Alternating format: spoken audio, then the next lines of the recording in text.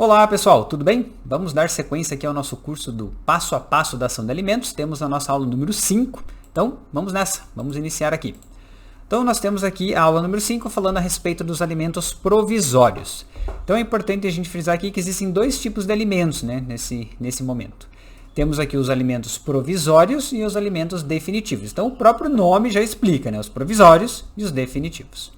Então, o artigo 4º lá da Lei de Alimentos, ela diz o seguinte, que ao despachar o pedido, o juiz fixará desde logo alimentos provisórios a serem pagos pelo devedor. Então, o que a gente tem que entender? Que esses alimentos provisórios, eles serão fixados desde logo. Então, o juiz recebeu a petição inicial, percebeu que estão preenchidos os requisitos legais lá da petição inicial, desde aquele momento o juiz já vai fixar alimentos provisórios.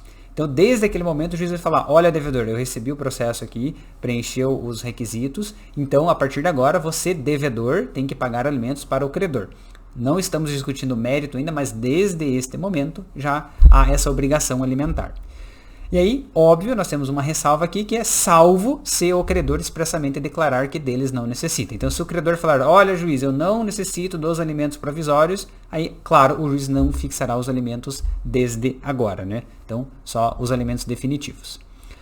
Antes da gente analisar o parágrafo único aqui, é importante a gente falar a respeito dos alimentos em si, porque normalmente a gente fala a respeito de alimentos, a gente sempre lembra de uma criança, né, de um filho, de uma filha pedindo alimentos para o pai, para a mãe, às vezes para os avós, né, os alimentos avoengos.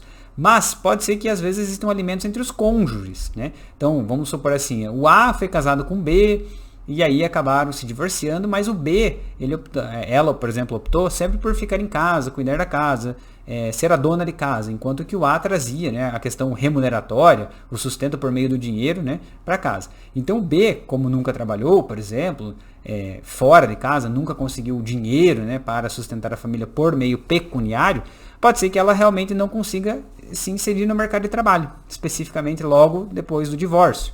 Então, existem também os alimentos que um cônjuge pode dever para o outro. Então, por exemplo, o A, nesse exemplo, ele pode também ter que pagar alimentos para B, porque B, a partir do divórcio, não consegue imediatamente arrumar um emprego e conseguir se sustentar sozinho, né? Então, esse parágrafo único, ele fala a respeito desses alimentos que também são devidos pelo cônjuge, né? Então, temos aqui o seguinte, ó.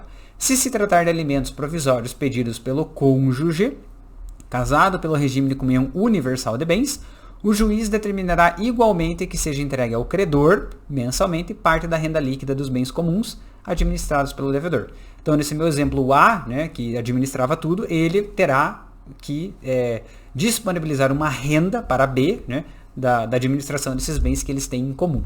Isso falando a respeito aqui desses alimentos provisórios, ok? Então, refrescando a memória, existe essa possibilidade de alimentos provisórios entre cônjuges também, ok? Não só entre pai e filho, neto e avô, por exemplo. Nós temos aqui algumas observações importantes, que é o seguinte, então o juiz ele fixará os alimentos provisórios antes de citar o réu. O que isso quer dizer? Então o juiz recebeu a petição inicial, como a gente viu, desde aquele momento ele já vai fixar os alimentos provisórios. Não há essa necessidade de citar o réu primeiro. Então, desde aquele momento o juiz já fixa esses alimentos provisórios.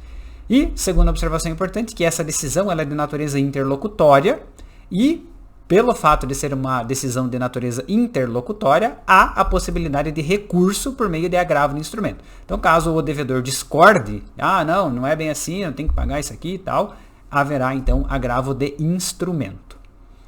Temos aqui algumas observações legais, né? Então, onde que há previsão legal a respeito desse agravo no instrumento? É lá no artigo 1015 do CPC, que diz o seguinte: cabe agravo de instrumento contra as decisões interlocutórias que versarem sobre tutelas provisórias. Então, essa decisão que fixa esses alimentos provisórios é uma tutela provisória, né?